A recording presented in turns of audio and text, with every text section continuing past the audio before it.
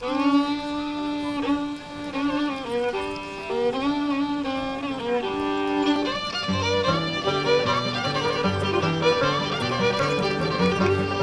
been in town and I saw the train come down and I heard the whistle blow 900 miles.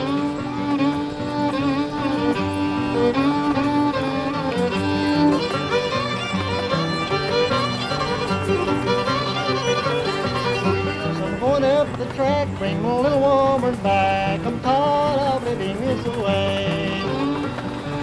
Home ain't here.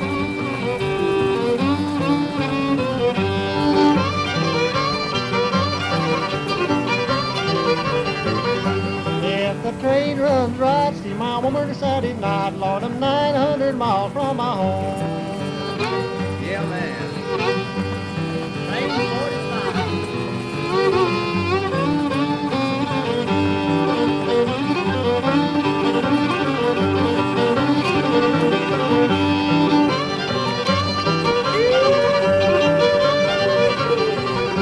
If my woman says so, I'll railroad no more. Sidetrack my train and go home. What are you gonna do that for?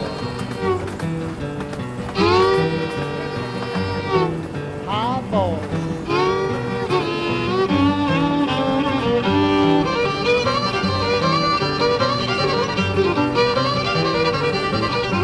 You can count the days and phone of the train that I left on. You can hear the whistle blow 900 miles.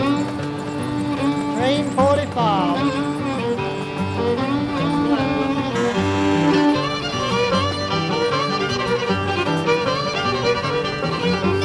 Going down the tide with the tears in my eyes, trying to read a letter from my home.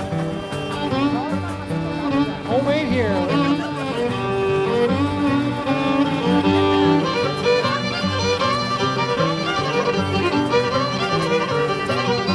If I die, railroad man, you can bury me in the sand. So hear the whistle blow 900 miles. Right on down the line.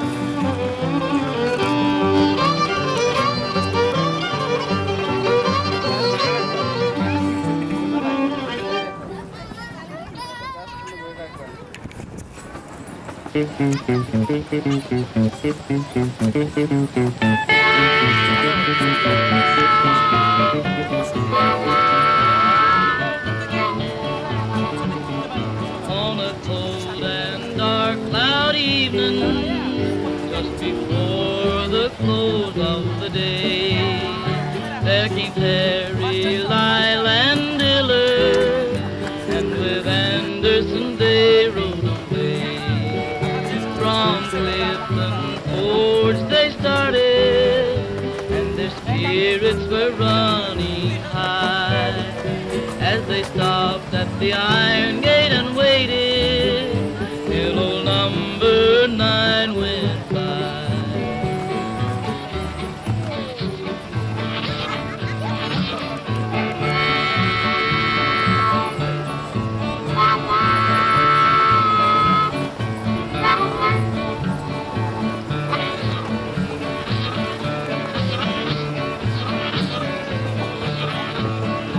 On the main line once more they started, down the James River so dark and drear, and they gave no thought to the danger or the death that was waiting so near. They were gay and they joked with each other as they sped on their way side by side, and the old engine rocked as she traveled through the night on that last fatal ride.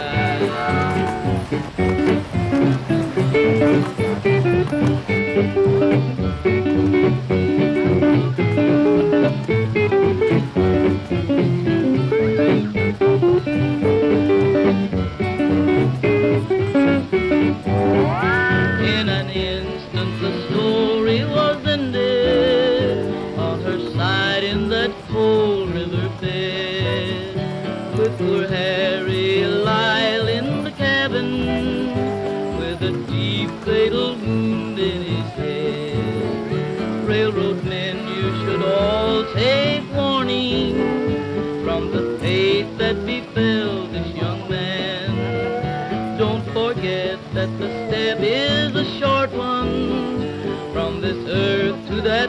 sweet promised land.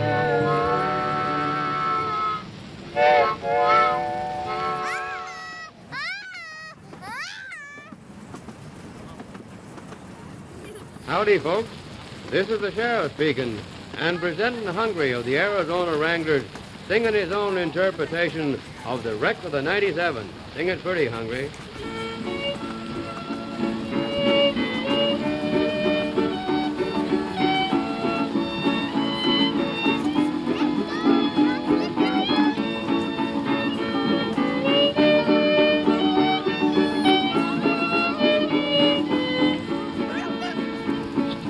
Brady kissed his loving wife by the rising of the sun, and he said to his children, may God bless you, for your dad must now go on his run. 'Twas the 22nd day of that November, and the clouds were hanging low. He took the 97 out of Washington Station like an arrow shot from the bow.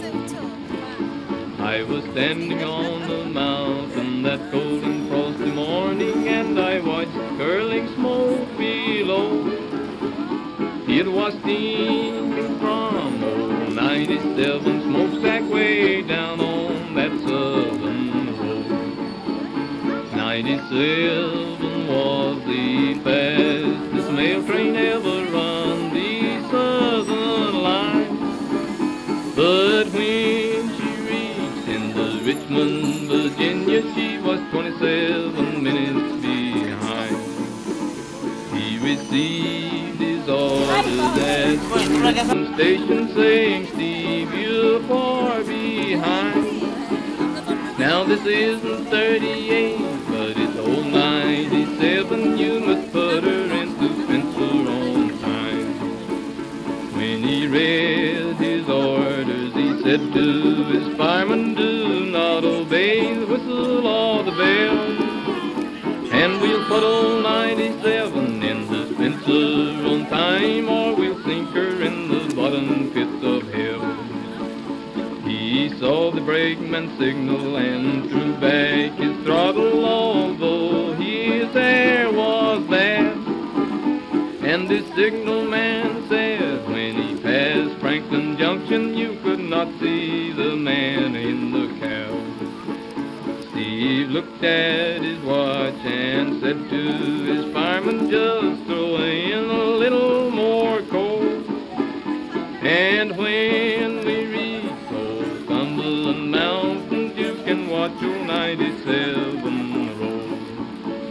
He went over the grade, making 90 miles an hour, and his whistle broke into a scream. He was found when dead, with his hand on the throttle, and was scalded to death by steam. When the news went in o'er the telegraph wires, this is what the Western said.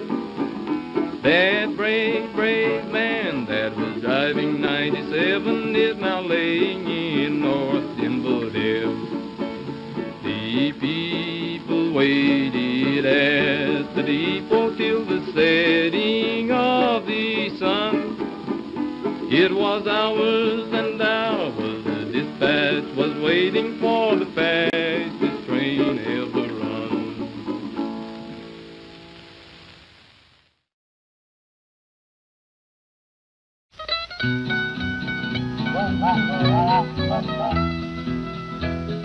Liza in the summertime, Liza in the fall. If I can't have Liza all the time, I won't have her at all. I go up in the mountains and give my horn a blow. I think I hear my true love say, yonder comes my beau. Poor little Liza, poor gal, poor little Liza Jane. Poor little Liza, poor little gal, she died on the train, she died on the train. Now turn the music, Jethro.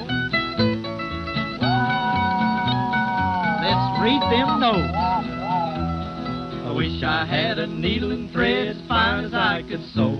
I'd sew my true love to my side, and down the road we'd go.